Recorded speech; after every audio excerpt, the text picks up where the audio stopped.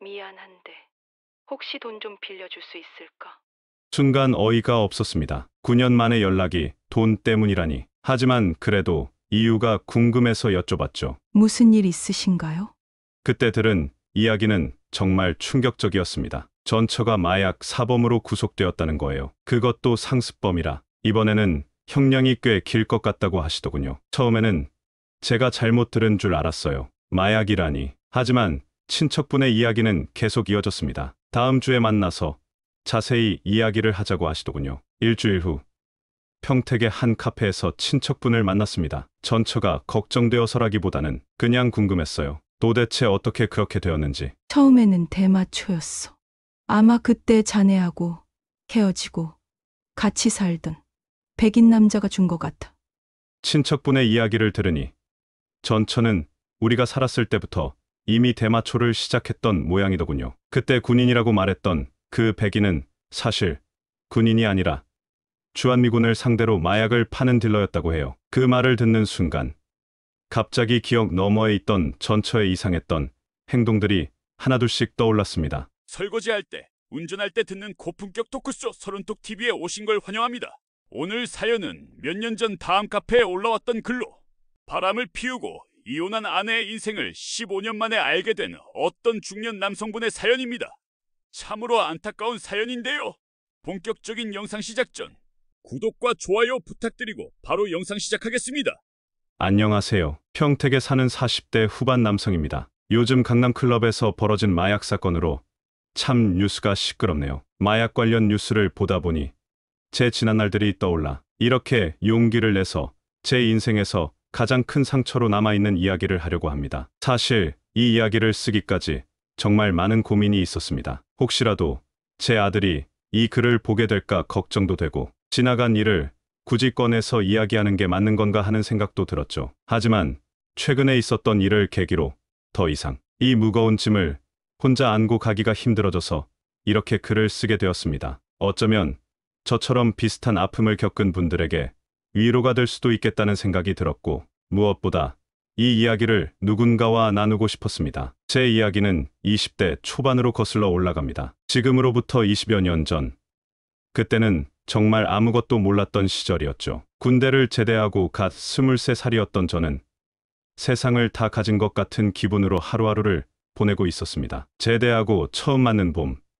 저는 동갑내기 여자친구와 결혼을 하게 됐습니다. 주변에서는 속도 위반이라고 했죠. 하지만 저희는 서로를 진심으로 사랑했고 이보다 더 좋은 선택은 없을 거라 믿었습니다. 특히 제 전처는 정말 예뻤습니다. 연예인 뺨칠 정도라는 게 전혀 과장이 아닐 정도로요. 하얀 피부에 긴 생머리, 웃을 때마다 보조개가 깊게 패이던 그 모습이 아직도 선명합니다. 주변 친구들은 제가 어떻게 그런 여자와 결혼하게 됐냐며 부러워했습니다. 저도 그런 전처가 있다는 게 자랑스러웠고 꿈만 같았죠. 하지만 현실은 달랐습니다. 결혼 생활은 저희가 생각했던 것처럼 달콤하지만은 않았어요. 신혼 초기부터 경제적인 어려움이 있었습니다. 저희 둘 다 집안이 넉넉하지 않았거든요. 제 부모님은 시골에서 농사를 지으시면서 겨우 생계를 이어가고 계셨고 전처는 어릴 때 부모님을 여의고 친척분 밑에서 자랐기 때문에 결혼식도 정말 검소하게 치렀습니다.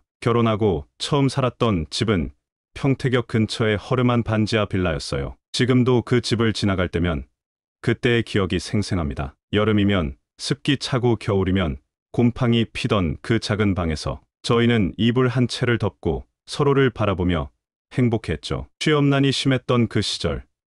저는 원하던 회사 취직은 포기하고 3교대 공장에 들어가게 됐습니다. 처음에는 단순히 잠시 일하다가 더 좋은 직장을 찾으면 옮기자는 생각이었는데 현실이 그렇게 녹록지 않더군요. 밤낮 없이 일했지만 월급은 생각보다 많지 않았고 야간 근무가 있는 날이면 전처 얼굴 보기도 힘들었습니다. 특히 임신한 전처를 혼자 두고 야간 근무를 나가야 할 때면 마음이 아팠죠. 전처는 입덧이 심했는데 제가 옆에서 제대로 챙겨주지도 못하고 지금 생각해보면 그때 전처가 많이 외로웠을 것 같아요. 하루는 야간 근무를 마치고 새벽에 들어왔는데 전처가 화장실에서 혼자 구토를 하고 있더군요. 그 모습을 보면서 눈물이 났습니다. 그래도 저희는 서로를 믿으며 버텼습니다. 전처는 절대 불평 한마디 하지 않았어요. 오히려 여보, 우리가 이렇게 고생하는 게 나중에는 좋은 추억이 될 거야. 라며 저를 위로해주곤 했죠. 그런 전처가 있어서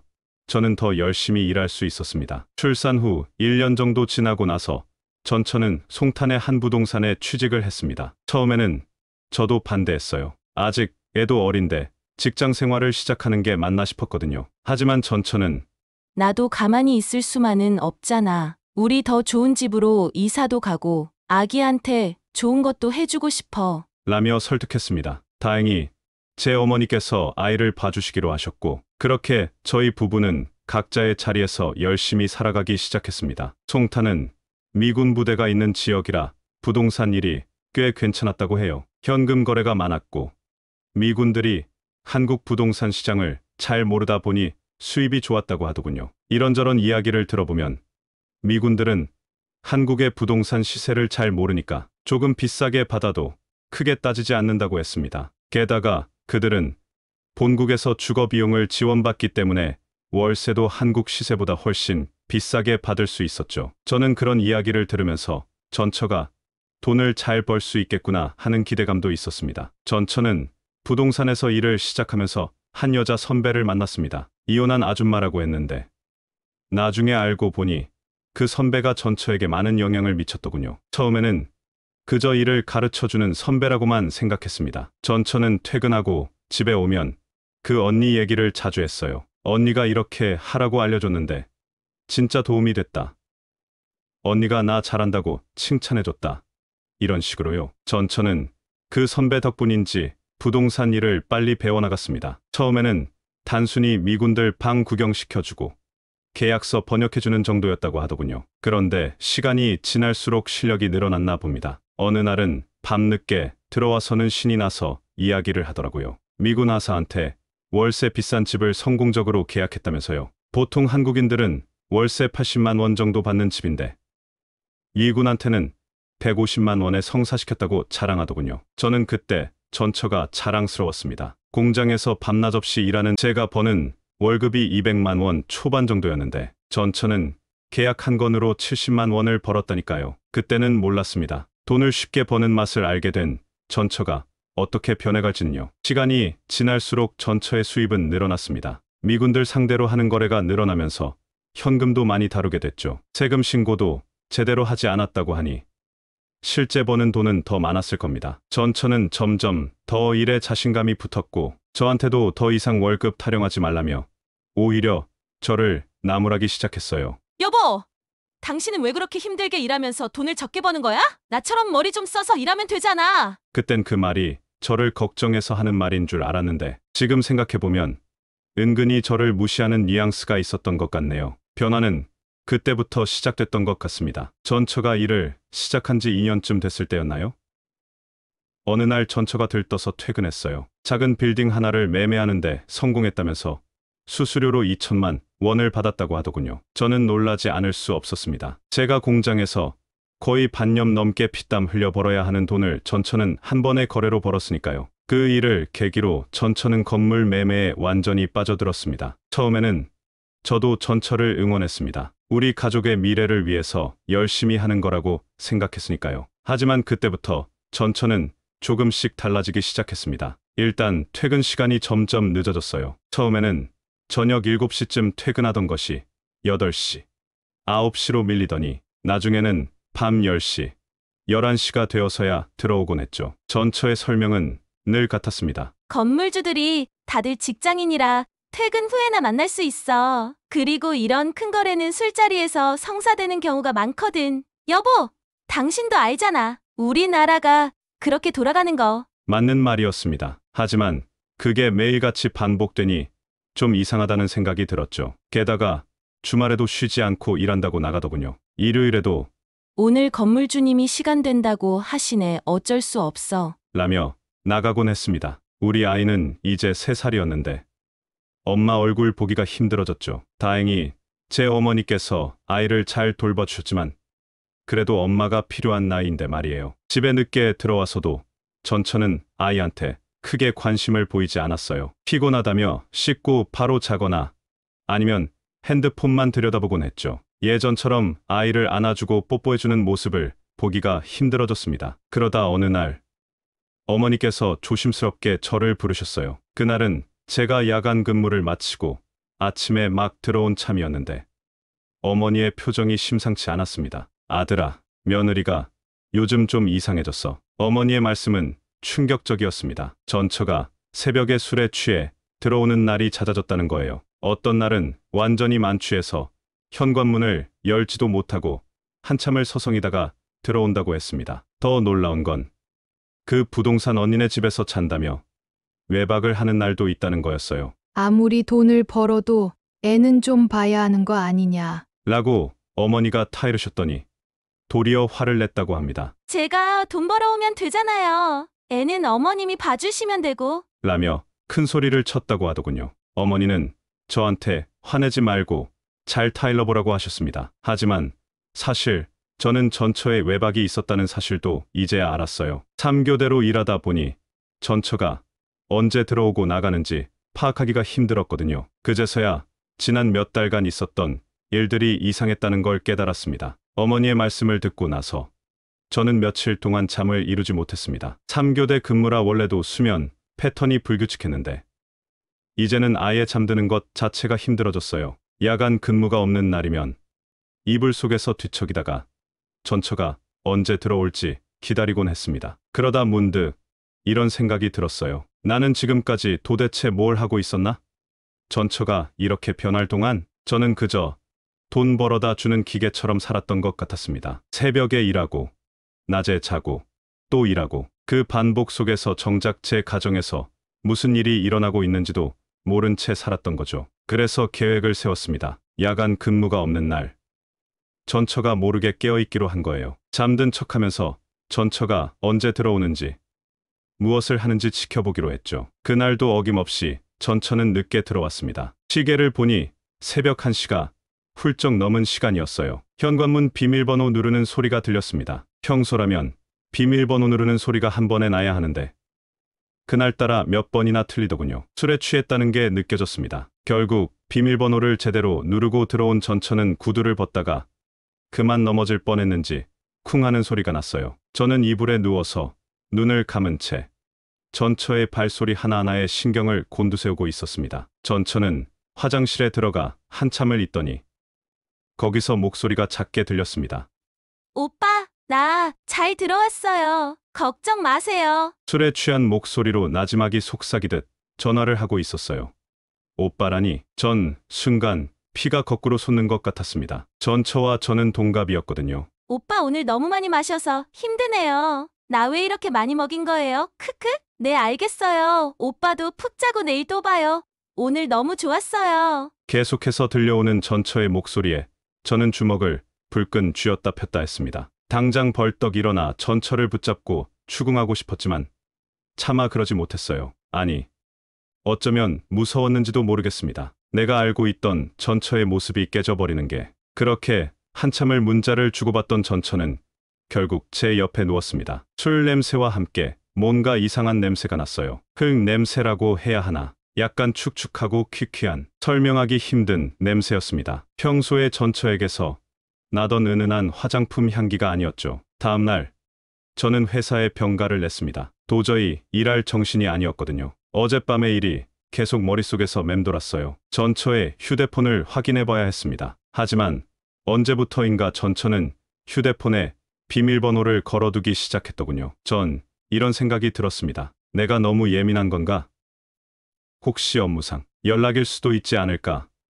부동산이라는 게 밤낮으로 연락이 오가는 직업이니까요. 하지만 오빠라는 호칭과 술에 취한 목소리로 하는 그 달콤한 속삭임은 도저히 업무적인 것으로 보이지 않았습니다. 서랍장을 뒤져보다가 발견한 옷들도 수상했어요. 제가 한 번도 본 적 없는 옷들이었는데 생각보다 야하고 과감한 스타일이었거든요. 평소 전처가 즐겨 입던 스타일과는 너무 달랐어요. 회사에서 입고 다닐 법한 옷도 아니었고 그렇게 한 달이 넘게 지났습니다. 그 기간 동안 저는 10kg이 넘게 빠졌어요. 밥도 제대로 못 먹고 잠도 못 자고 공장에서도 실수가 잦아졌습니다. 그날 퇴근하고 반장님이 술 한잔 하자고 하셨어요. 평소 같았으면 야간 근무 전이라 거절했겠지만 그날은 왠지 모르게 술이 당겼습니다. 소주 한 병을 비우고 나니 그간 참았던 이야기가 터져 나왔어요. 반장님, 제가 요즘 미치겠어요. 와이프가 이상해졌어요. 한숨 섞인 제 이야기를 들으시더니 반장님이 말씀하셨습니다. 어이구, 나도 느꼈어. 네가 왜 이렇게 살이 빠지나 했더니 그런 일이 있었구나.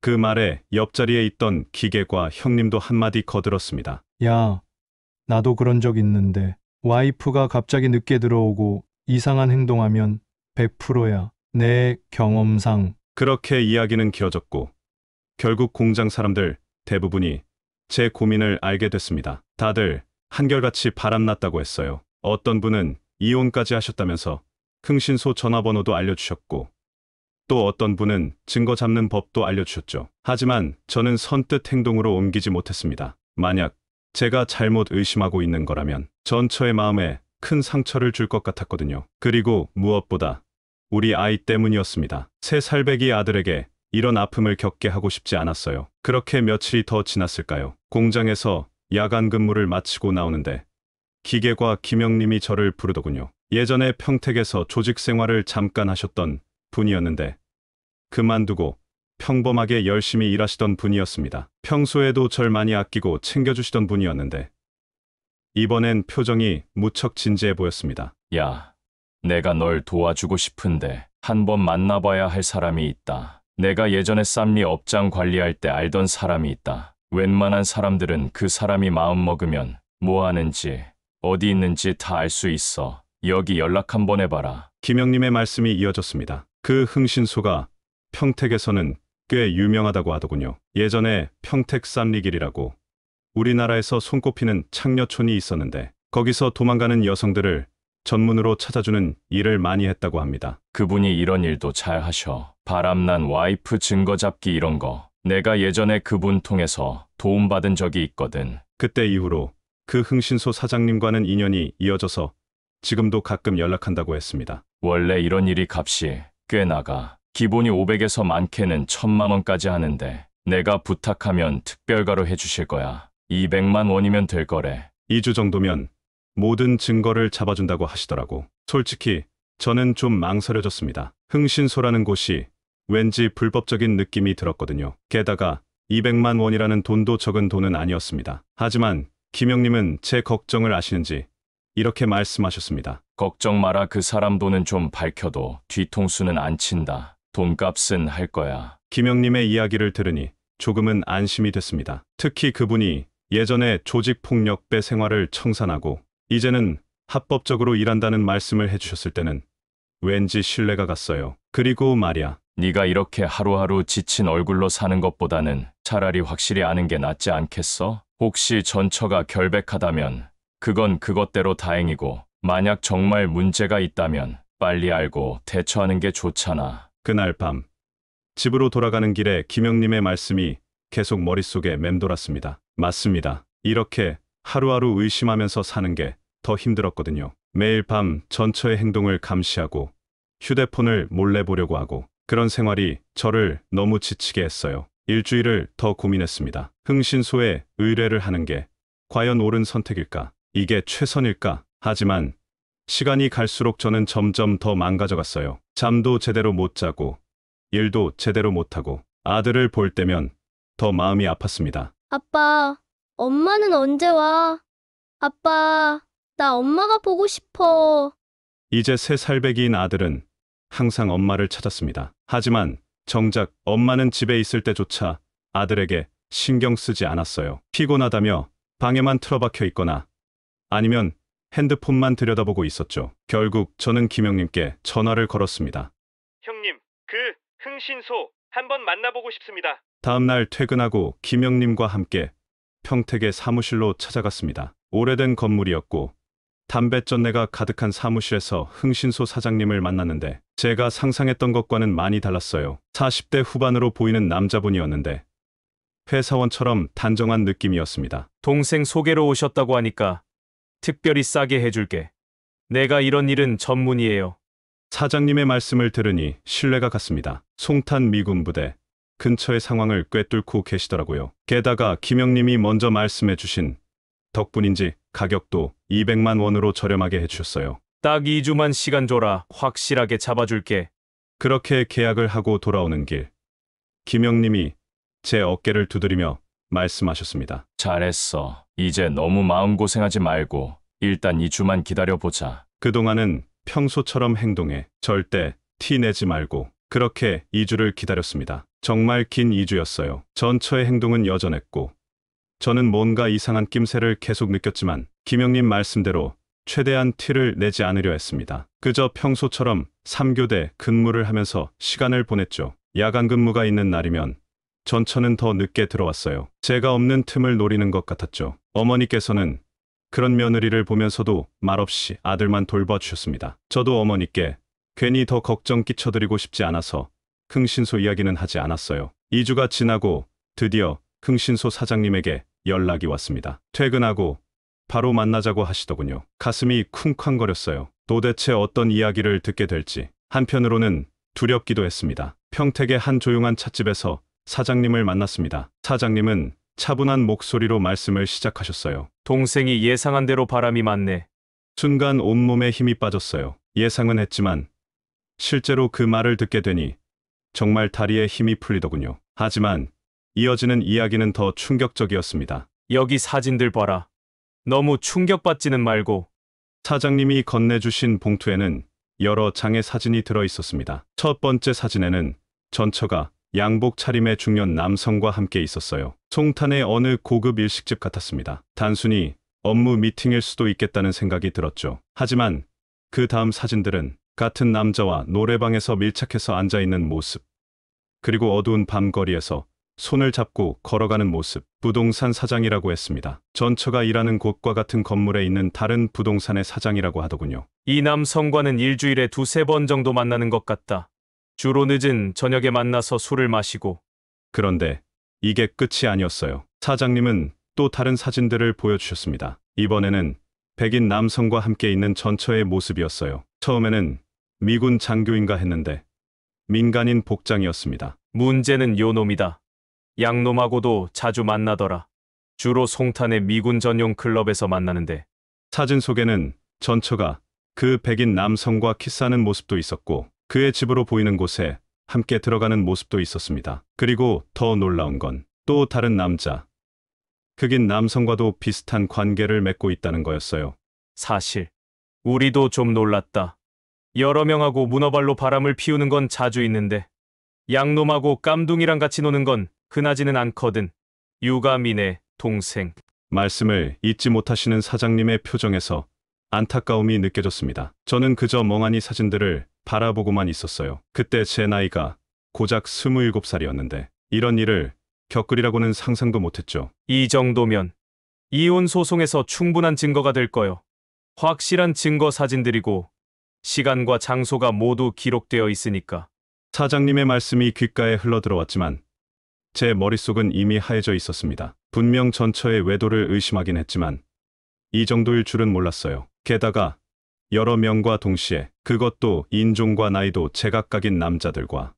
일단 좀 진정하시고 여기 물 한 잔 마셔라. 사장님이 건네주신 물을 마시면서 저는 계속 제 상황을 받아들이려 애썼습니다. 27살, 이제 겨우 27인데 이런 일을 겪다니. 게다가 이제 3살밖에 안 된 아들도 있는데 그날 밤 집으로 돌아가는 길이 어떻게 걸어갔는지도 기억이 나지 않습니다. 손에는 흥신소에서 받은 사진들이 들어있는 봉투를 꼭 쥐고 있었어요. 그 봉투 안에는 제 결혼 생활이 끝났다는 증거가 담겨 있었죠. 집에 도착했을 때는 이미 새벽 1시가 넘어 있었습니다. 전처는 아직 들어오지 않은 상태였어요. 어머니는 아들을 재워주시고 방에서 주무시고 계셨고요. 저는 그대로 거실 소파에 앉아 기다렸습니다. 오늘은 반드시 전처와 이야기를 해야 했으니까요. 그렇게 1시간 정도를 더 기다렸을까요? 현관문 비밀번호 누르는 소리가 들렸습니다. 평소처럼 비밀번호를 몇 번이나 잘못 눌러 삑삑거리는 소리가 나더니 마침내 문이 열렸어요. 전처는 늘 그랬듯이 술에 취해 있었습니다.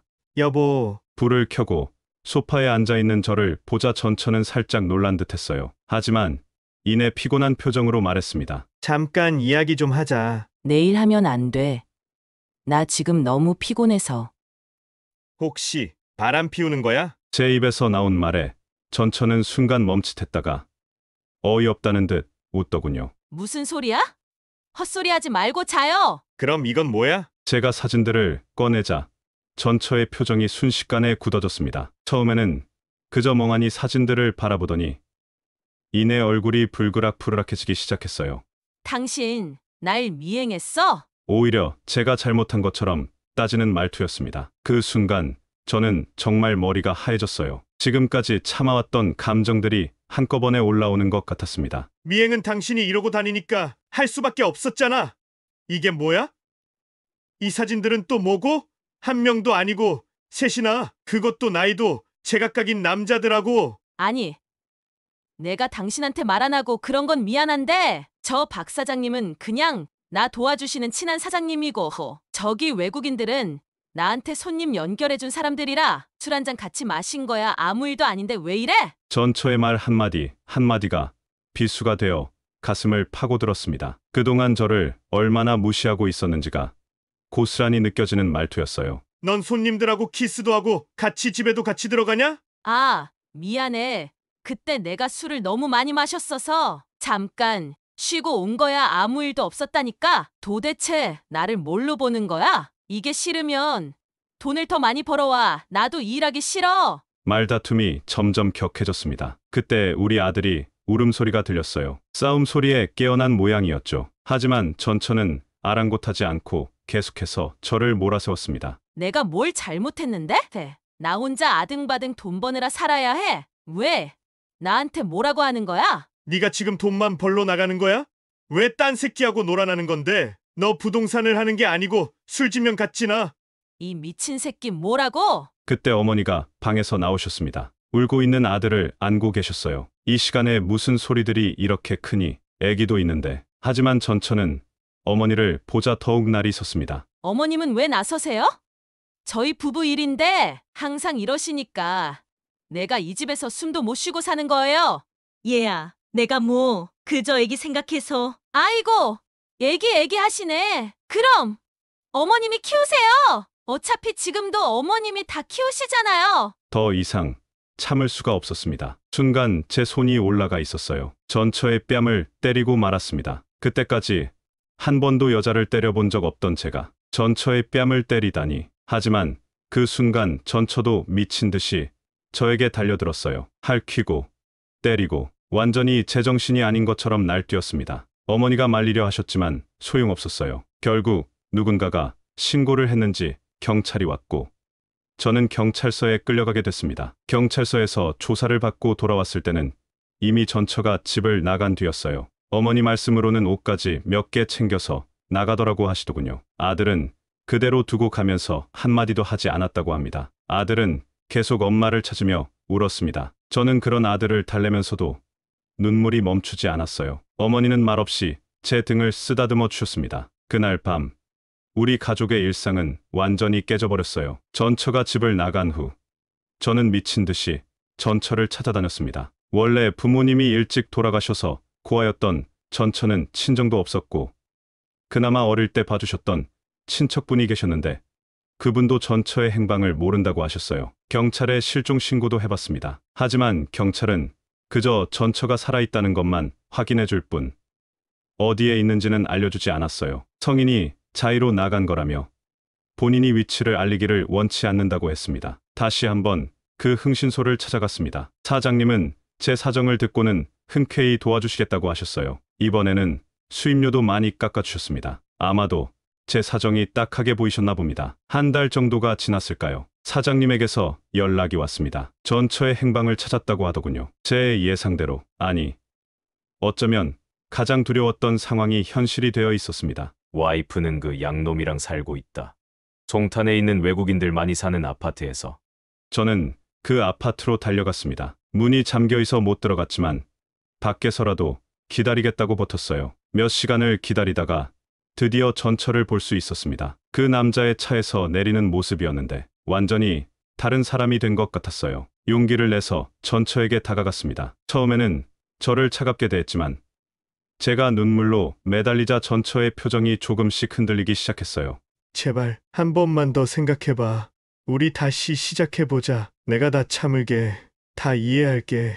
우리 아들 생각해서라도. 그렇게 한참을 울면서 전철을 설득했습니다. 지금 생각하면 정말 한심한 모습이었겠지만 그때 저는 너무나 필사적이었어요. 그렇게 매달리는 제 모습을 보더니 전처는 결국 마음이 움직였는지 집으로 돌아오겠다고 했습니다. 집으로 돌아온 전처는 모든 것을 해명하려 했어요. 부동산 사장과는 단순히 업무적인 관계일 뿐이라고, 자기를 많이 도와준 사람이라며 발뺌을 했죠. 백인 남자는 군부대의 군인이었는데 손님으로 만났다가 그렇게 된 거라고, 이제는 완전히 끝났으니 걱정하지 말라고 했습니다. 저는 그게 모두 거짓말이란 걸 알았습니다. 사진으로 본 그들의 관계는 결코 그렇게 단순한 게 아니었으니까요. 하지만 이상하게도 그때는 그런 뻔뻔한 거짓말이 차라리 고마웠어요. 그래야 제가 다시 전처를 받아들일 핑계가 되니까요. 무엇보다 아들 때문이었습니다. 겨우 3살 배기 아이를 혼자 키울 자신이 없었어요. 어머니께서 많이 도와주시긴 했지만 그래도 엄마가 필요한 나이인데, 그래서 저는 모든 걸 알면서도 모른 척 넘어가기로 했습니다. 하지만 일상으로 돌아온 것 같았던 그 평화는 고작 3개월도 버티지 못했어요. 전처는 다시 늦게 들어오기 시작했고 제가 이 부분을 지적하면 큰 소리로 싸움이 벌어졌습니다. 당신이 뭘 안다고 그래? 나는 일하느라 늦는 거라고. 당신처럼 시키는 대로만 하면 되는 공장이랑은 달라. 점점 태도가 달라지는 전처를 보면서도 저는 또다시 무너질까봐 겁이 났습니다. 하지만 제 불안은 현실이 되고 말았죠. 어느 날 아침, 전처는 이혼 서류에 도장을 찍어두고는 집을 나가버렸습니다. 이번에는 작별 인사도 없었어요. 아들의 얼굴도 한 번 보지 않고 그냥 가버렸죠. 회사에서 문자 한 통이 왔을 뿐이었어요. 미안해.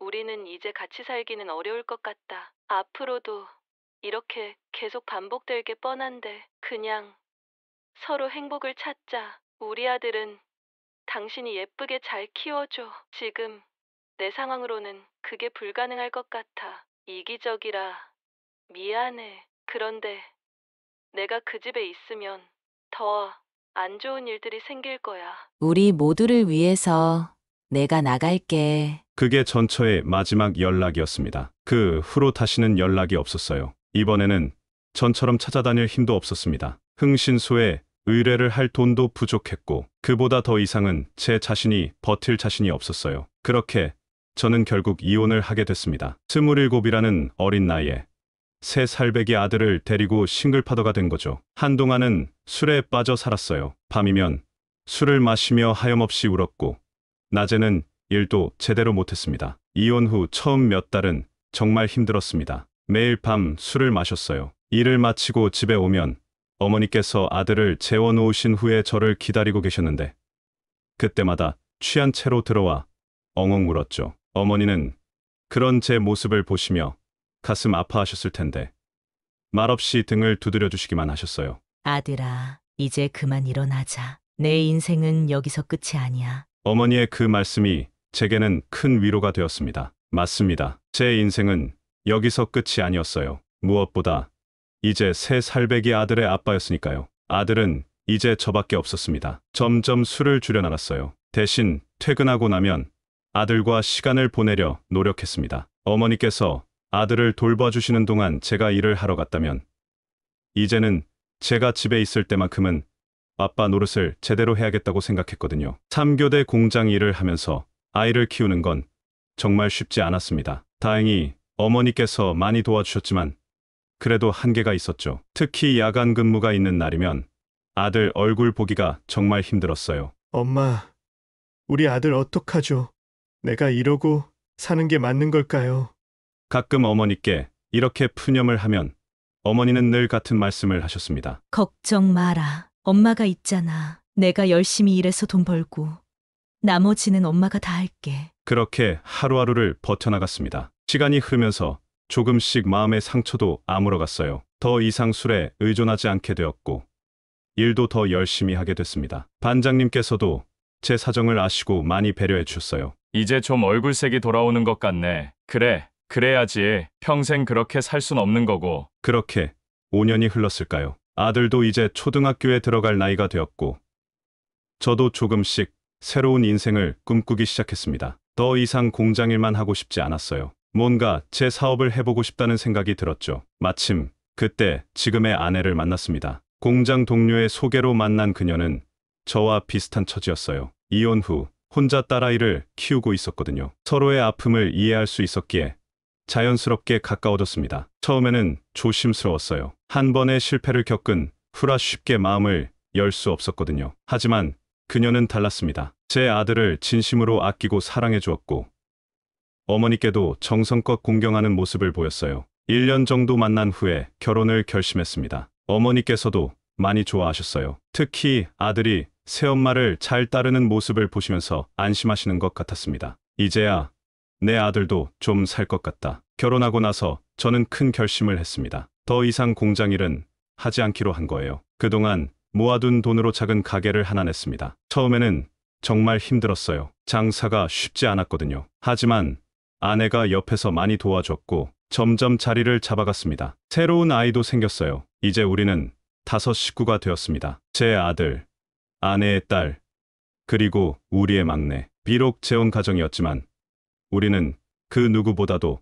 화목한 가정을 이루며 살았습니다. 그렇게 9년이라는 시간이 흘렀습니다. 전처의 기억은 이제 흐릿한 꿈처럼 멀어져 있었어요. 가끔 옛날 사진을 보면서 그때를 떠올릴 때면 마음 한구석이 아프기는 했지만 더 이상 예전처럼 무너지지는 않았습니다. 그런데 어느 날 갑자기 전처를 키워주셨던 그 친척분에게서 연락이 왔어요. 9년 동안 한 번도 연락이 없었던 분이었는데 전화를 받고 나서 알게 된 소식은 정말 충격적이었습니다. 그날은 평소와 다름없는 저녁이었습니다. 가게 문을 닫고 집에 돌아와 저녁을 먹고 있는데 전화가 왔어요. 발신자 표시를 보니 너무 오랜만에 보는 이름이었습니다. 전처를 어릴 때 키워주셨던 친척분이었어요. 솔직히 좀 망설여졌습니다. 9년 동안 단 한 번도 연락이 없었던 분인데 하지만 결혼 생활 유지할 때까지는 저희에게 많은 도움을 주셨던 분이라 그냥 무덤덤하게 전화를 받았어요. 네. 안녕하세요. 오랜만이네요. 처음에는 그저 안부를 물으시더군요. 제가 재혼해서 잘 살고 있다는 걸 어디서 들으셨는지, 아들도 잘 크고 있냐고 이런저런 이야기를 하시다가 갑자기 말씀하셨습니다. 미안한데 혹시 돈 좀 빌려줄 수 있을까? 순간 어이가 없었습니다. 9년 만에 연락이 돈 때문이라니. 하지만 그래도 이유가 궁금해서 여쭤봤죠. 무슨 일 있으신가요? 그때 들은 이야기는 정말 충격적이었습니다. 전처가 마약 사범으로 구속되었다는 거예요. 그것도 상습범이라 이번에는 형량이 꽤 길 것 같다고 하시더군요. 처음에는 제가 잘못 들은 줄 알았어요. 마약이라니. 하지만 친척분의 이야기는 계속 이어졌습니다. 다음 주에 만나서 자세히 이야기를 하자고 하시더군요. 일주일 후 평택의 한 카페에서 친척분을 만났습니다. 솔직히 전처가 걱정되어서라기보다는 그냥 궁금했어요. 도대체 어떻게 그렇게 되었는지. 처음에는 대마초였어. 아마 그때 그 백인 남자가 준 것 같아. 친척분의 이야기를 들으니 전처는 우리가 살았을 때부터 이미 대마초를 시작했던 모양이더군요. 그때 군인이라고 말했던 그 백인은 사실 군인이 아니라 주한미군을 상대로 마약을 파는 딜러였다고 해요. 그 말을 듣는 순간 갑자기 기억 너머에 있던 전처의 이상했던 행동들이 하나둘씩 떠올랐습니다. 가끔 술에 취한 것도 아닌데 흥얼거리며 노래를 부르고 그런 날이면 유독 예민하게 굴었던 것, 또 평소에는 잘 안 먹던 사람이 갑자기 과하게 많이 먹었던 것. 그리고 아마 그때 백인 남자랑 살면서 더 심각해졌나 봐. 히로뽕까지 손을 대게 된 거지. 친척분의 말씀으로는 제가 마지막으로 본 그날 이후 전처는 그 백인 남자와 같이 살게 되었다고 해요. 그리고 거기서 대마초를 넘어 필로폰까지 시작하게 된 거죠. 그렇게 1년이 조금 넘게 지났을 때 그 백인 남자가 경찰에 붙잡혔고 전처도 함께 구속되었다고 합니다. 보통 대마초 초범은 집행유예를 받는데 히로뽕까지 했으니까 징역 1년 6개월을 선고받았지.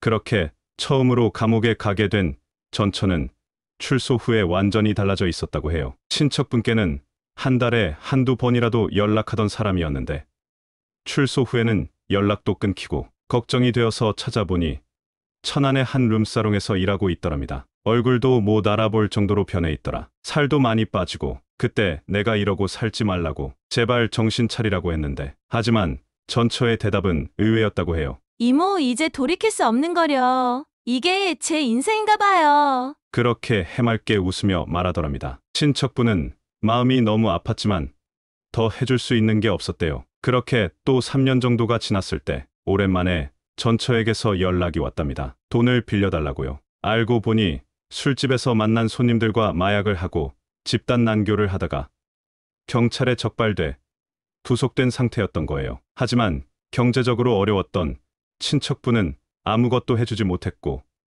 결국 전처는 재범으로 징역 3년을 선고받았답니다. 그렇게 2년 전에 출소했는데 이번에 또 마약으로 잡혔어. 이번에는 못해도 5년은 살 것 같은데 이야기를 듣고 있자니 마음이 너무 복잡했습니다. 그 예쁘고 당찬 여자가 제 아들의 엄마가 어쩌다 이렇게 된 걸까요? 아무리 그래도 내 아들의 엄마였는데 그 생각을 하니 가슴이 먹먹해졌습니다. 친척분의 이야기를 듣고 한참을 고민했습니다. 뭔가라도 해야 할 것 같은 기분이었어요. 아무리 그래도 내 아들의 엄마니까. 결국 청주교도소로 면회를 가기로 결심했습니다. 인터넷으로 면회 신청을 하고 교도소에 도착했을 때 정말 기분이 이상했어요. 차가운 철문을 보는 순간 가슴이 덜컥 내려앉더군요. 대기실에 앉아 기다리는데 문득 23살 꽃다운 나이에 아이를 낳고 함께 웃었던 그때의 전처 얼굴이 떠올랐어요. 그때는 정말 예뻤는데 연예인 뺨치는 외모의 보조개까지 깊게 패이던 그 웃음, 지금도 선명하게 기억납니다. 햇살 좋은 날 아이를 안고 웃던 모습, 힘들어도 서로 위로하며 살았던 그 시절. 갑자기 감정이 북받쳐 올라왔어요. 대기실에서 30분 정도를 기다렸을까요? 15년 만에 보는 전처의 모습은 정말 충격 그 자체였습니다. 그 예쁘던 얼굴은 어디론가 사라지고 앙상한 해골 같은 모습만 남아 있었어요. 피부는 거칠어져 있었고 눈빛은 초점이 없어 보였습니다. 더 놀라운 건 전처가 저를 알아보지 못한다는 거였어요. 면회실 의자에 앉아 저를 빤히 보더니 어색하게 웃으며 말하더군요. 사장님, 저희 2년 만인가요? 제가 요즘 정신이 없네요. 그렇게 웃으면서 말하는데 소름이 돋았습니다. 15년이나 지났는데 2년이라니. 남편이었던 사람을 다른 사람과 착각하다니. 하지만 가장 충격적이었던 건 전처의 치아 상태였어요. 이가 빠진 곳도 많았고 남아있는 치아들도 상태가 엉망이었습니다. 아무 말 없이 전처를 빤히 쳐다보고만 있자 그제서야 전처는 제가 누군지 알아본 것 같았어요. 순간 동공이 흔들리더니 돌변하듯 소리를 지르기 시작했습니다. 아이 시발 여긴 왜 왔어? 뭐야 갑자기 말도 없이. 짜증나게 여길 왜 온 거야 시발. 면회는 그렇게 끝나버렸습니다. 하지만 전 준비해간 영치금이라도 넣어주고 싶었어요. 과자랑 라면도 좀 사서 넣어두었죠. 그게 마지막으로 제가 할 수 있는 전부였습니다. 돌아오는 차 안에서 왜인지 눈물이 멈추지 않았어요. 어쩌다 사람이 이렇게 변해버릴 수 있을까? 그 당찬 모습은 어디로 갔을까? 그저 그런 생각뿐이었습니다. 지금 우리 아들은 고등학생이 되었어요. 다행히 새엄마를 친엄마처럼 잘 따르고 동생들과도 사이좋게 지냅니다. 가끔 물어보곤 해요. 그럴 때마다 저는 대답하기가 참 힘듭니다. 지금의 모습을 이야기할 수는 없으니까요. 그저 예전에는 정말 예쁘고 착한 사람이었어 라고만 말해줍니다. 그게 거짓말은 아니니까요. 이제와 생각해보면 그때 왜 그렇게 필사적으로 전처를 붙잡으려 했는지 모르겠어요. 어쩌면 그때 그냥 보내줬더라면 전처도 다른 선택을 했을지도 모릅니다. 27에 저는 너무 어렸고 모든 것이 두려웠던 거겠죠. 이제 쉰을 바라보는 나이이기에 이제는 담담하게 이야기할 수 있어요. 그때의 일들이 제게는 큰 상처였지만 그 상처를 통해 더 단단해질 수 있었으니까요. 지금의 제가 있기까지